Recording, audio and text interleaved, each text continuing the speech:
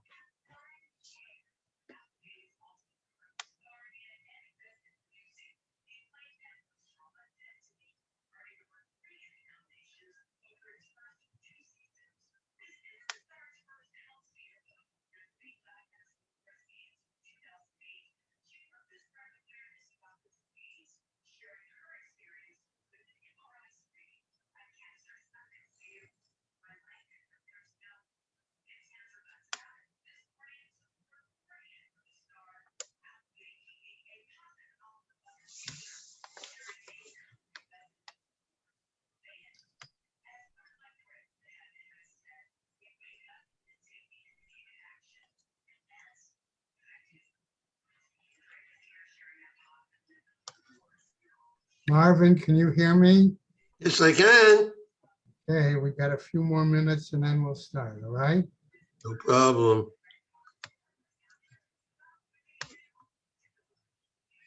I might disappear around 9 o'clock.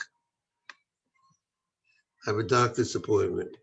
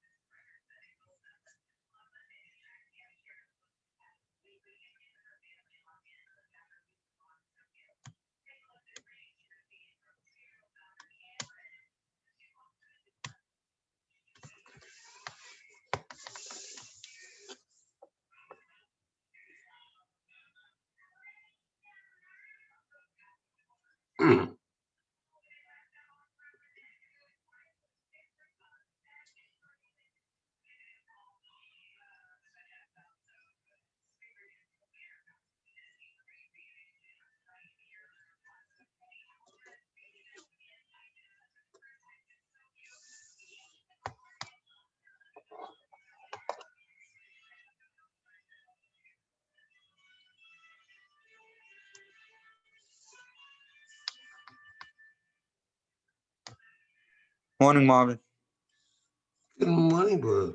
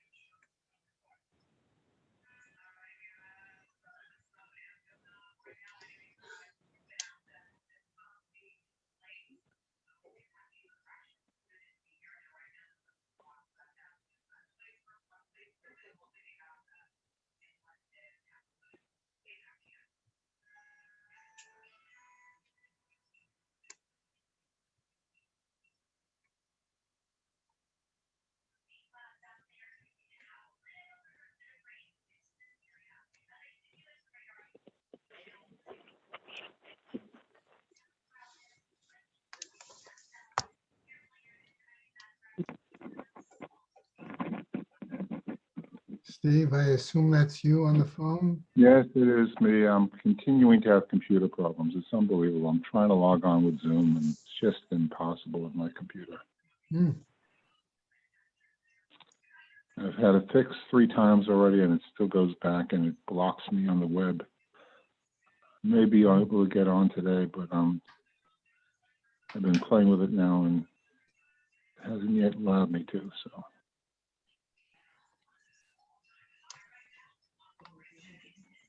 Okay, You see my picture show up, that means that I'm there. I'm sure. Okay, got another minute or two and then we'll get started. We had a pretty good sized meeting this morning for 7:30. And Yeah, it was in the Beth Shalom Social Hall. yeah. It's so nice that they let us use it. Let's hope that was the intention. I don't know. Last time when we used it for high holidays, I think we actually had to make a donation or pay rent, something. There's nothing wrong with doing that. Right. Right.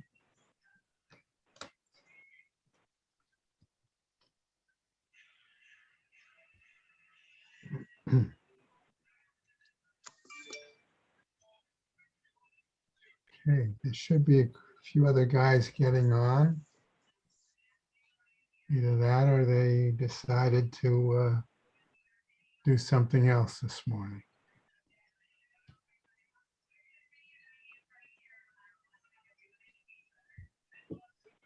Okay. Morning, Rabbi Green. Good morning. I hear you, see you, and see you. I don't see you, Bob, but I hear you. There you are. Okay. I'm just wondering if people who were not participating with us on Zoom before have opted to do something else. Although in yesterday's email, when I had made sure that Andrea sent out that we were going to do it by Zoom, she included the link right there. Aside from having to go to the, which would have made it a lot easier for people to, you know. Okay, well, hopefully everyone who wants to go on will find the link. Right. Sid Paris, is that you? Connecting to audio. Yeah, there's Sid. Good morning, Sid. You made it. Good. All right, I'm going to start off. I don't see Harvey. Okay, I'm going to start off with our learning sponsors and then we'll get to the Gemara. Year of Learning by Sue and Arnie Gerlich in memory of Malka Perlman and Philip Mann. And Yisrael David ben Harav Tzvi Hirsch, Beryl ben Harav Tzvi Hirsch, Yosef Meir ben Harav Tzvi Hirsch, and Rivka Pearl Rosner bat Harav Tzvi Hirsch. And in memory of family murdered in the Holocaust. Harav Tzvi Hirsch ben Shlomo Yaakov, Sarah bat Ephraim, Yisrael David ben Harav Tzvi Hirsch, Ephraim ben Harav Tzvi Hirsch. Adia bat Harav Tzvi Hirsch, Miriam bat Harav Tzvi Hirsch, Pesel bat Harav Tzvi Hirsch, Shalom ben Harav Tzvi Hirsch, Shlomo Yaakov ben Harav Tzvi Hirsch, Shmuel ben Harav Tzvi Hirsch, shall assure her children and grandchildren. Excuse me. In memory of her uncle, founding member of BRS, Dr. Israel Brook, Yisrael ben Harav Akiva, Marcia Federbush and family. In memory of her husband, Dr. Uriel Paul Federbush, Uriel Pinchas ben Harav Shimon, Sharon and Fred Liska, their family and many friends. In memory of her dear mom, Harriet Friedman, Edelbus Yaakov, Leslie and Gail Kaplan. In memory of their parents, Harry and Marjorie Sedal, and Irving and Pearl Kaplan. Friends of Avi Gitler, Avram Meir ben Shimon and Martha Gitler, Shana Bas Yeshaya. Children, grandchildren, and great-grandchildren of Toby Paris, Saratova bat Yisrael Dov in her memory. Friends of Malka Levi, Malka bat Yosef.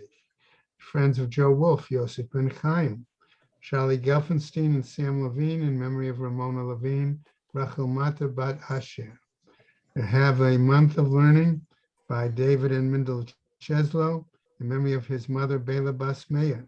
by Marcia Federbush in memory of her husband, Oriel Pinchas ben Harav Shimon, by Gary and Marcia Schrager in memory of his father, David ben Yosef, and his mother, Freda Bas Hendel, Dov Bodlander in memory of his parents, Tzvi ben Yaakov Yitzchak, Bela Drasha Bas Harav Dov Ber, and his in-laws, Yehuda Tzvi ben David Nachum, and Alta Chaya bat Avraham Yosef.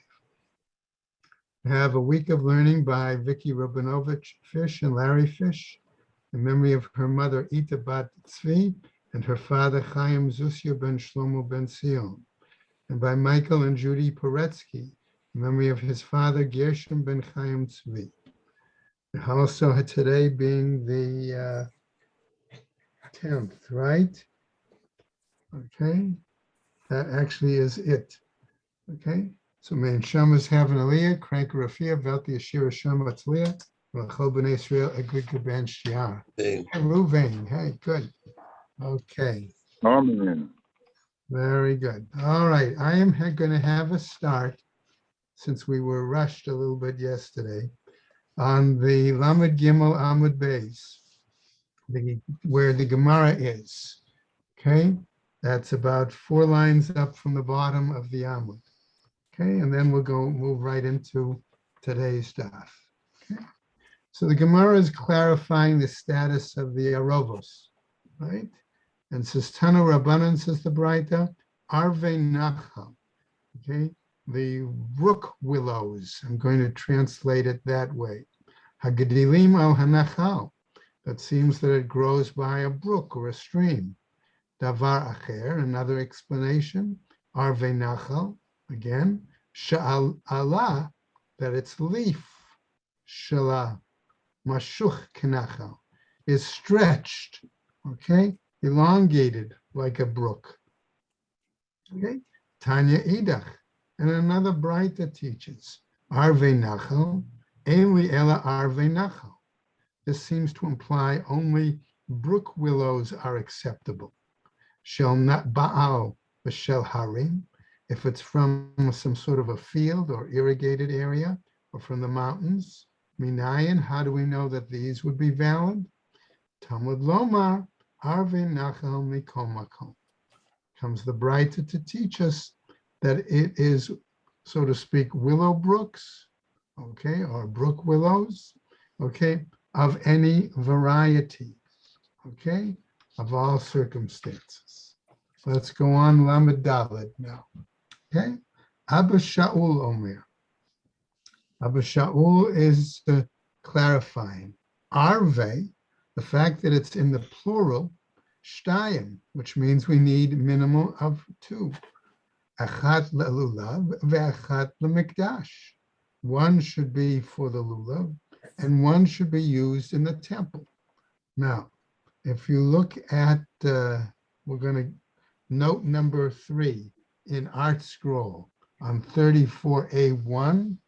Okay, if that's the text you're using, you'll see an extensive note, okay, indicating that they basically brought some to the Beis Hamikdash, and they used it there.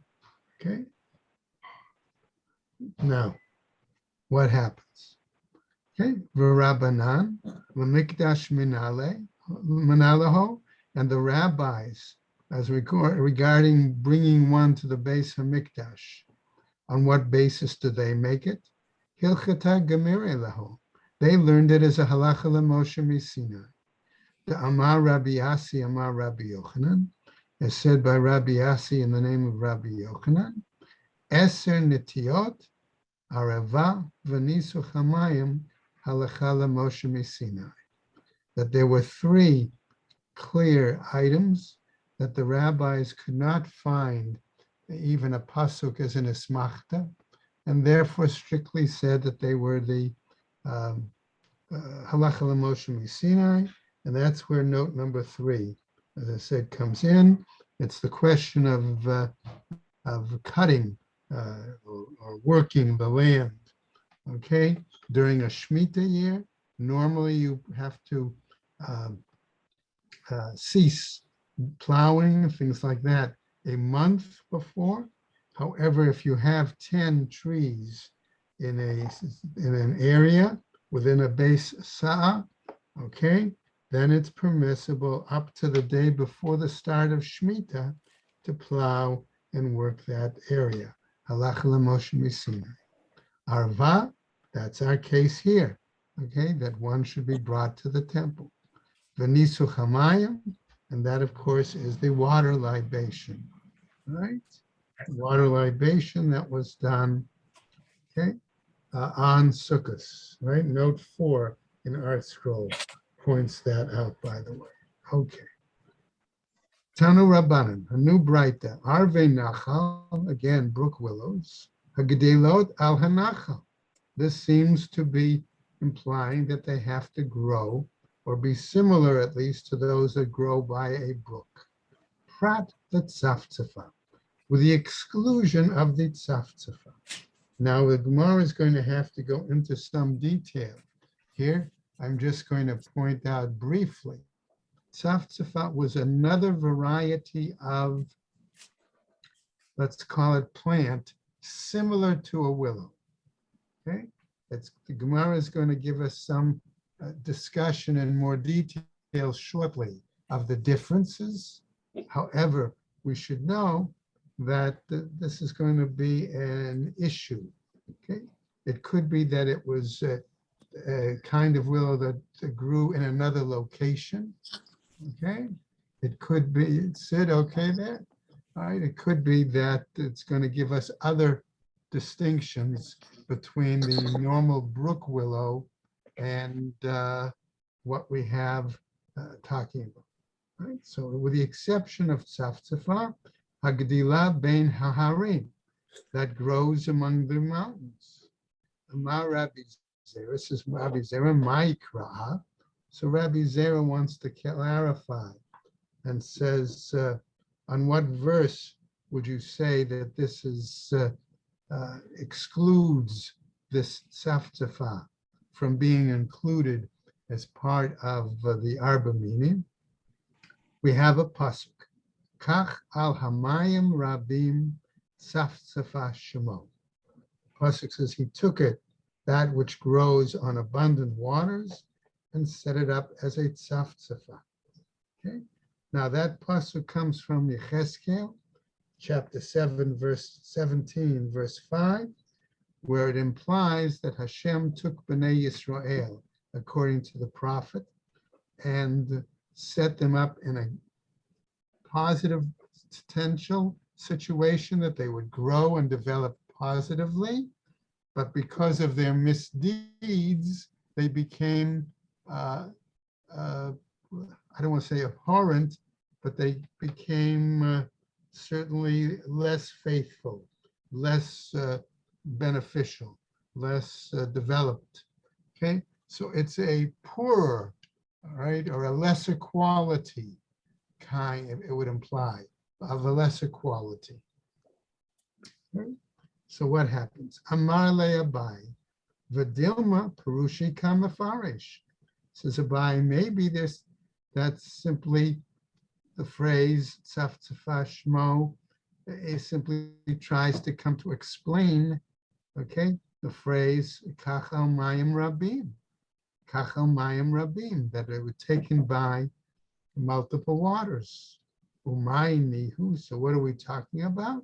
Tzaftzafah, another kind of plant that grows similar to willows, but in other locations. In Cain, Ma'ishmo, asks the Gemara.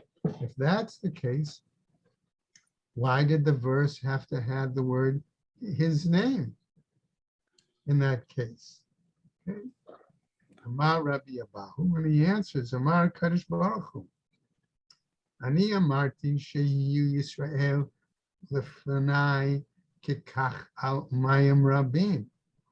In other words, Rabbi Abahu is saying that Hashem was saying, I took Israel such that I was going to place it as if by flowing waters. It would develop into something beautiful and large and esteemed. Umayinihu, and what would that be? Arava. That would be the willow. Vehain shmo atzman, or vehain samu, basically. I think that's a better, right? Statement, reading it that way. Okay.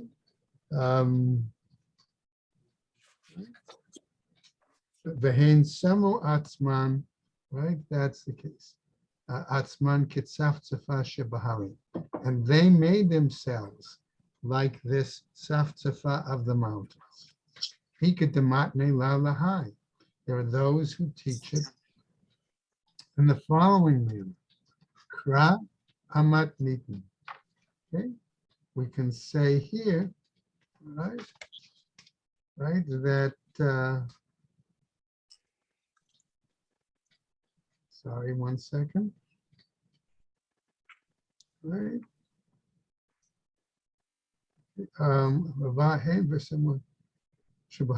Okay, so that we're going to continue in a second, but the implication is that they made themselves in such a situation. Okay, Tanu Rabbana. So the Gemara now with this Braita continues to try to clarify what is the difference between tzafzafa and the normal areva, and why then is the tzafzafa not acceptable? Okay, Tanu Rabbanan, Ezehu areva. What is the areva? Ve'ezehu tzafzafa, and what is then the tzafzafa? Areva kaneh shala adon. The areva, it's, I'm going to call the word branch. Okay, stem is red. Va'ala shala mashuch, and the leaf of it is elongated. Upiha chalak, and the we'll call it smooth, the edge, right? Okay, is smooth. Tzafzafa, as far as this other plant, kaneh shala lavan, its stem is white. Va'ala shala agul, and its leaf, okay, is more rounded. Upiha domeh magal, and its edge is got the sharp teeth, the serrated, okay, in that case like a sickle. Vahatanya domeh magal kasher. So the Gemara asks, but doesn't it teach in our Braita, okay, elsewhere, that if the shaped like a sickle, it's valid?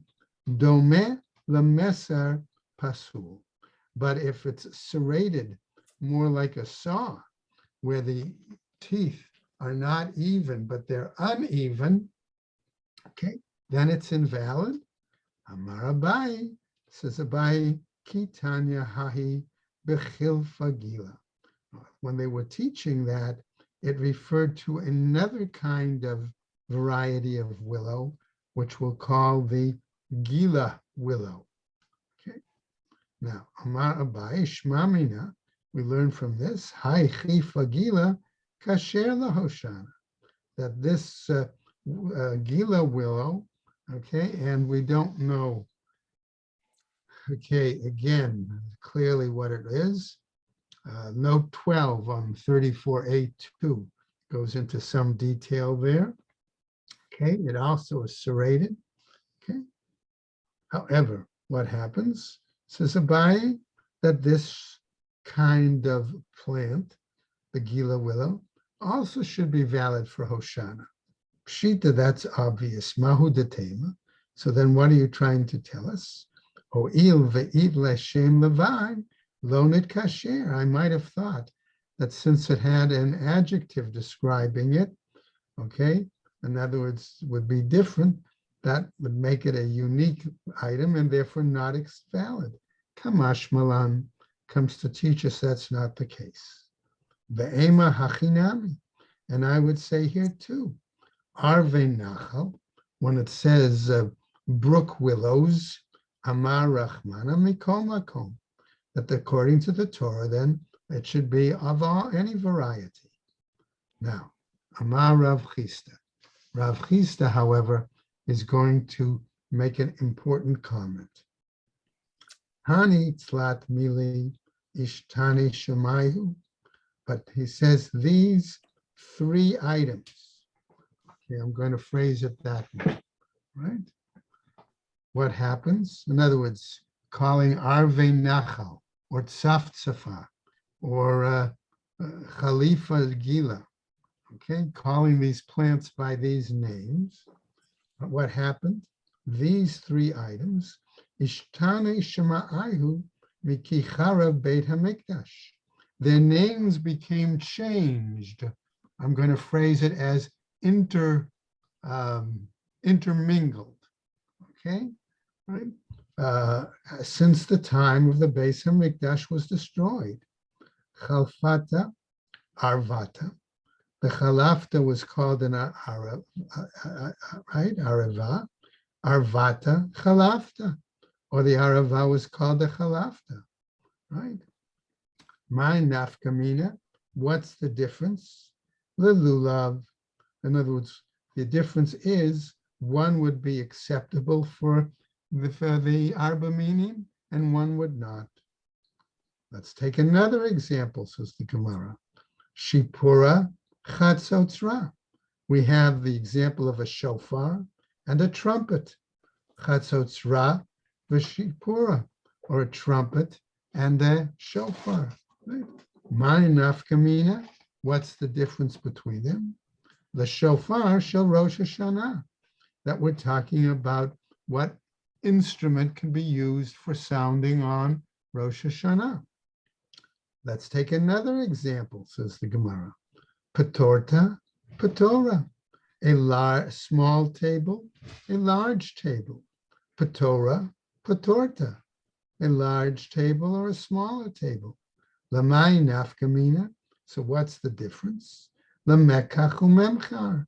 It terms the difference is for commerce, okay? If you go in and you're looking for a dining room table, you're not going to buy a table that's appropriate for a dinette set and vice versa, okay? So that's a slight example. Amar Abai, says Abai. Afani Omer. So Abai says, myself, I can tell you, okay?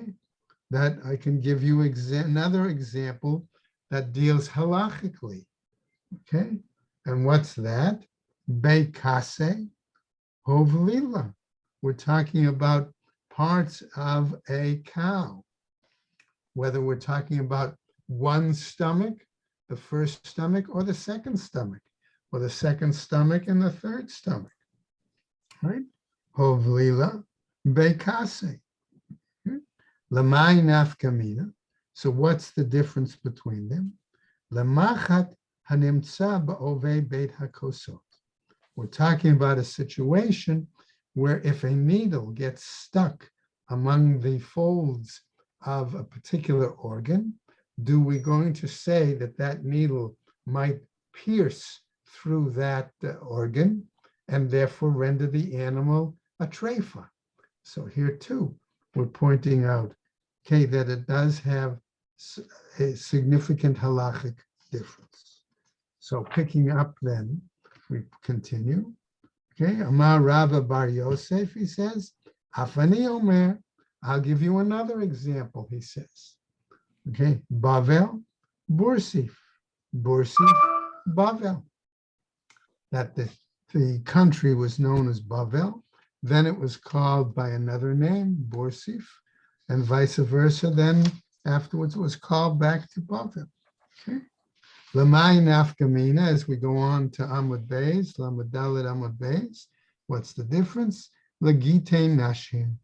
The difference is when you're writing a get for a woman and you have to include specifically locations, okay?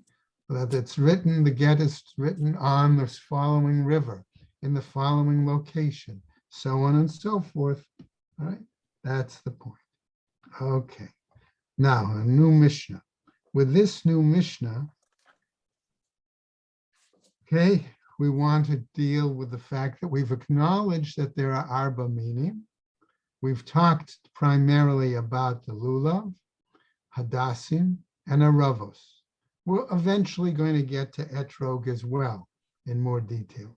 But right now, we're going to see that there's a machloket in terms of how many of these, let's say, the three items that are actually bound together we need. Okay, matnitin, says our Mishnah. Okay, the following. Rabbi Yishmael Omer, he says, Rabbi Yishmael, Shlosha Hadassim. We need 3 Hadassim, right? 3 myrtles, Ushte Aravot, and 2 willows, Lulav Echad, and a single lulav. Ve'etrog Echad, and 1 etrog. Okay? And however, Rabbi Yishmael adds, Afilu Shnayim Ketumim, Ve'echad Eino Katum. Even if 2 of the items are, I'll use the word clipped or severed, okay, and 1 is not. So if that's the case, I might apply it to the Shlosha Hadassim, okay?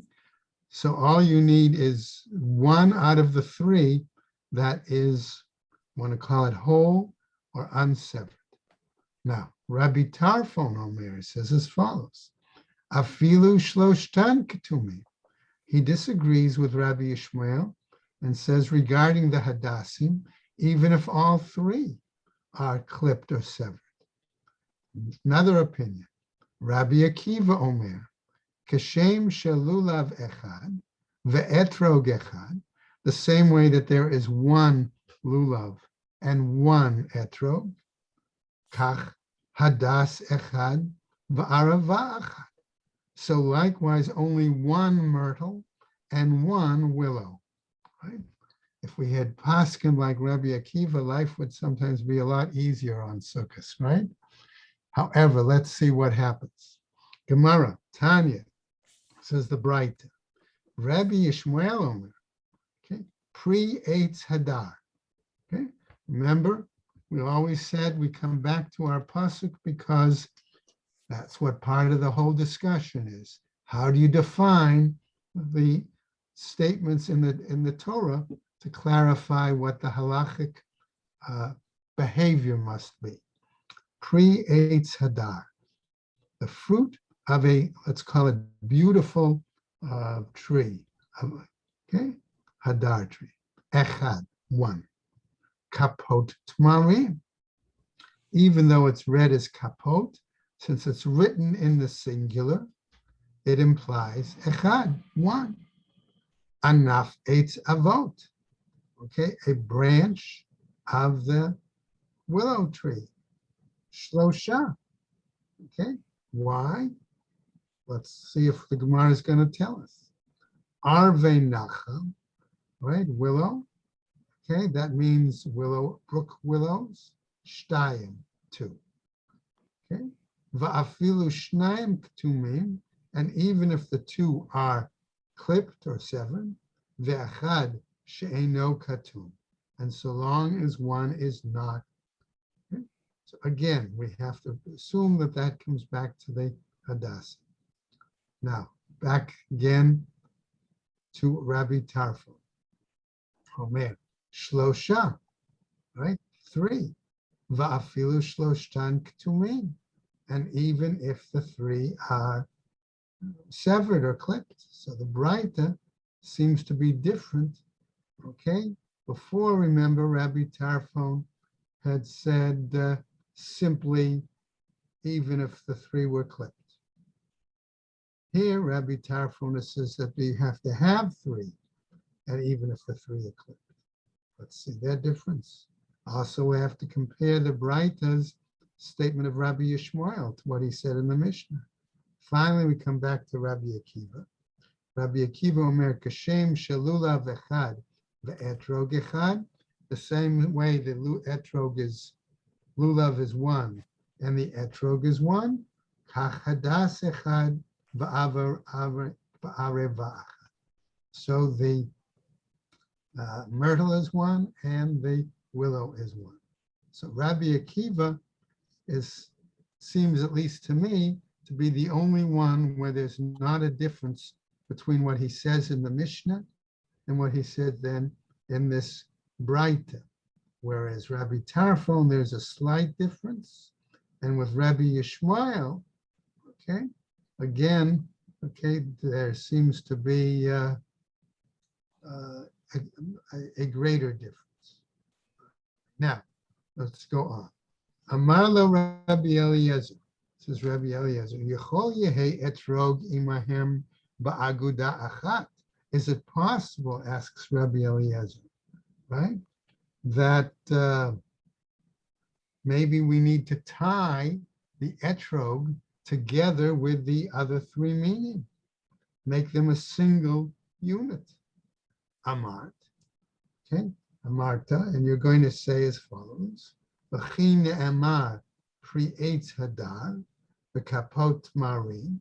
When we say that it tells us in the pasuk, pri eitz hadar, the fruit of a hadar or goodly or beautiful tree, and kapot marin, right, the branches of a right, from a palm. V'halo lo ne'amar ela kapot, but doesn't it say kapot, namely, right, the branches? Uminayin shema'akvin ze et ze.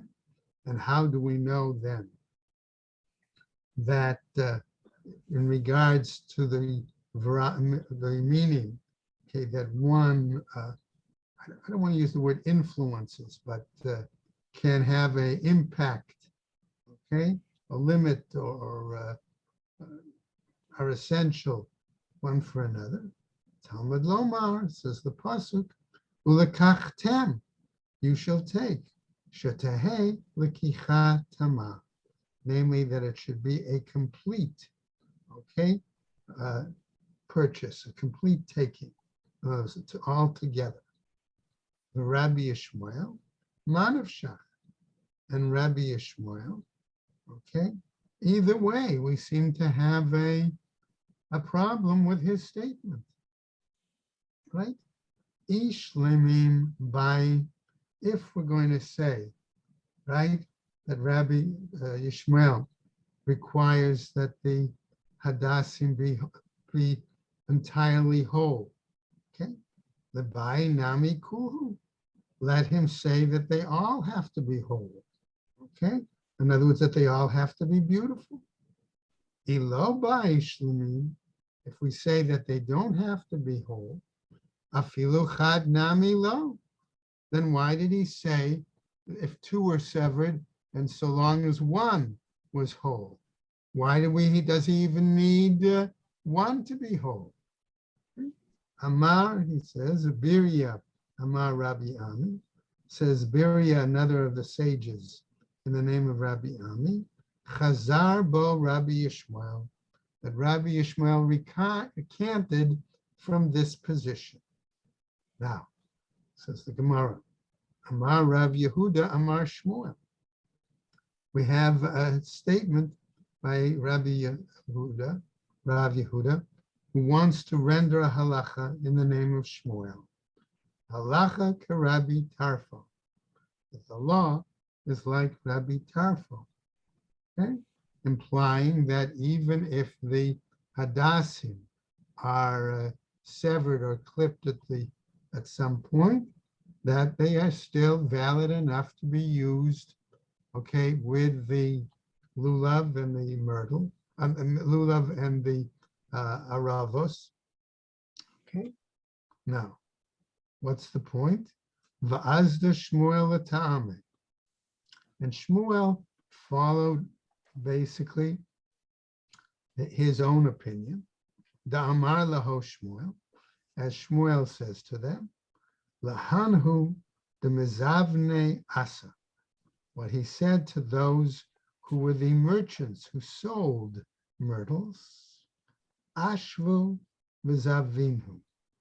In other words, equate the price to their true value and then sell them. V'ilo, and if you don't do so, darishna lechu k'Rabbi Tarfo, then I will make a public announcement, a public lesson, whereby we will hold by Rabbi Tarfon, who says you only need, right, one whole myrtle, all right, and the other two can be, I don't want to say broken, but I will say severed or clipped. All right? My Tama, what was the reasoning? Asks the Gemara. Ilema de mishum de mekal. If we want to say that Shmuel rendered his decision because he wanted to show a leniency, okay, we could ask the following question, says the Gemara. V'lidrosh lahoke Rabbi Akiva, the mekal tfei. Then Shmuel should have paskened and taught the lesson of what Rabbi Akiva said, because that would have even been more lenient than the statement of Rabbi Tarfon, right? Because remember, we said, Rabbi Akiva said all you needed was one myrtle and one hadass, okay? And the Mishnah and Braita said the same thing, all right? So the Gemara now tells us, Tzlata ketume shechiche chad v'lo katum lo shchiach. So the Gemara wants to tell us that it's very possible that one could find three hadassim that are clipped, right? But one that's not clipped is not so common. Okay? So in other words, Shmuel was not choosing the most lenient position. He was choosing the position, so to speak, in a more moderate position, but not the most lenient. Okay. Let's go He's now. saying Yes, Sid. He's saying something, and it would have been, if you have no choice, it's adequate. In other words, he can't find it, he'll accept it. But the evidence, it's still good. Right. That's what it's leading up to. Mm-hmm. Right. Okay. Now notice we've spent time on the lulav, on the hadassim, and the aravos. And so now our new Mishnah is going to start talking about etrog. Okay. Now we've seen a common pattern, right? With the Mishnah initially discussing what kind of item or where it could come from, right? So on Lamed Daled Amud Beis, we're about 3/4 of the Amud down. The Mishnah says, Etrog hagazul v'hayavesh. If you have a stolen etrog or a dry etrog, pasul, we consider it invalid. Okay. Shel asherah v'shel ir hanidachat, pasul. If the etrog came from, and we have to assume that mean it grew on a tree that had been worshipped as Asherah for idol worship, or grew or came from wood, tree of wood that had been utilized as part of the property of a Ir Nidachat, an idol worshiping community, it is invalid, pasul. Now notice what happens here is those requirements were common, right, to the lulav, to the hadassim, and the aravos. However, now we're going to see that there are additional items pertaining to the etrog that render whether it is valid or not. Okay, shel orla, what about the fact if we say that this etrog had been plucked during the first 3 years of its growth, which is the issue of orla, pasul, it is invalid to use. Shel trumat me'ah, let's say that in this case that it is comes from the truma that is invalid, right? Note 26 on 34b3 clarifies that. Okay, it's supposed to be given to the Kohen. Okay, and if it's used Prior to that, it is pasul. Shel truma tahora. What about the fact of saying that it is valid truma? Lo yitol. One should not use that. Ve'im natal kasher. In other words, lechatchila, one shouldn't use it, but b'diavad, it's still valid to be used. Shel demai. Let's say it's from demai, which is produce, right? That basically no tithe has been taken from it. Okay, right? That's the issue. Okay, Art Scroll wants to point out from an ignorant person who can't be relied upon having tithed it. I think demai better remembered as demai. The what is its status? Because the question is whether it's been tithed or not. Okay, Beit Shammai poslim. Beit Shammai says it's invalid to use. Beit Hillel machshirin. But Beit Hillel says that it can be considered valid to use. Gemara is going to have to explain that machloket at some point. Shel ma'aser sheni b'Yerushalayim lo yitol. Let's say now that this etrog was part of somebody's ma'aser sheni that they brought to Jerusalem. Initially, they shouldn't use it. Ve'im natal kasher. But if they did use it, it's acceptable, it's valid. One more example. Now, something else about the etrog. Alta chazazit al rubo.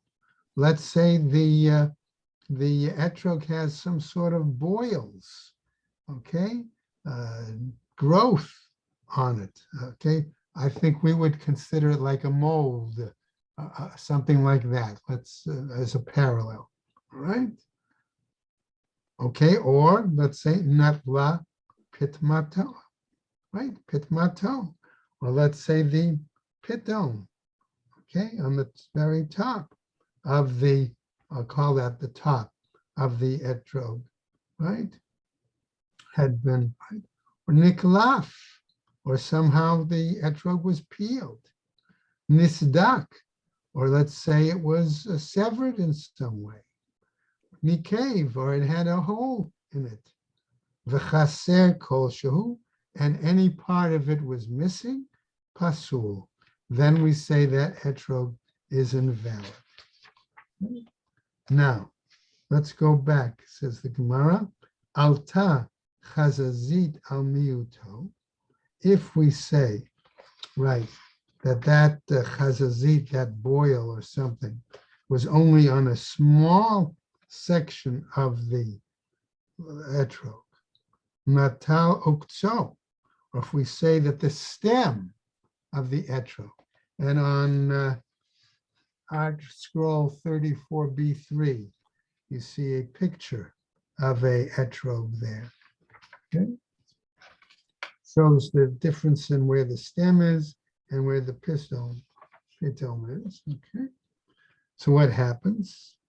Furthermore, right? So we said if the boils were only on a small portion, or the stem was removed, nikei v'lo chaser kol shehu.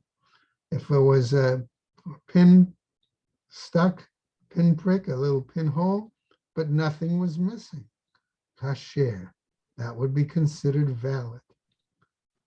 Now, etrog hakushi pasul, a etrog that is black, right, is invalid.